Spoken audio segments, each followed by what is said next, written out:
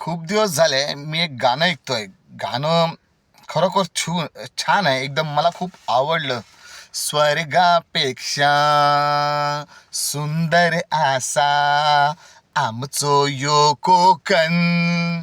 तुम्ही येऊन बघा आणि बघून जावा. प्रसन्न होतला मन, तुमचा प्रसन्न होतला मन.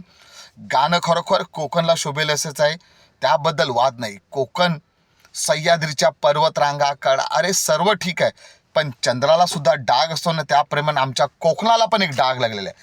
तो डाग म्हणजे संपूर्ण कोकणवासीय तुम्हाला सुद्धा माहीत आहे. तो डाग म्हणजे महामार्गाचा. कारण आता केंद्रीय मंत्र्यांपासून, राज्याच्या मुख्यमंत्र्यापासून इतर मंत्र्यांनी पाहणी करीत वारंवार आश्वासने दिली. हा मार्ग काही गेल्या 18 वर्षात पूर्ण झालेला नाही. शासन स्तरावरील अकार्यक्षमतेच्या विक्रमची नोंद गिनीज बुक वर्ल्ड रेकॉर्डमध्ये होऊ शकते, अशी संतप्त भावना सध्या कोकणवासीय व्यक्त करीत आहेत. कारण या गाण्याचं ठीक आहे, तुम्ही येऊन बघा आणि बघून जावा. प्रसन्न होतला मन, मन आमचं प्रसन्न होणार, पण नंतर आमच्या रुग्णालयाचा खर्च कोण देणार?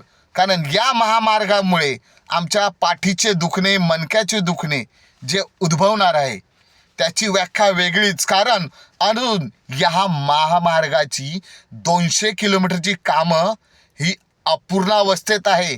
त्यातल्या त्यात माणगाव इंदापूर तेथील ठेकेदाराला तर ब्लॅकलिस्टमध्येच टाकलं आहे.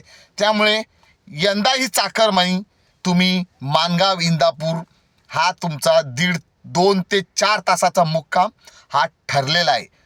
आत्ताच काही जर स्तरावर प्रक्रिया झाली आणि समजा बायपास वगैरे काढायचा प्रयत्न झाला तर ठीक, बाकी आपली सुरक्षा गणपती बाप्पाच्या हाती.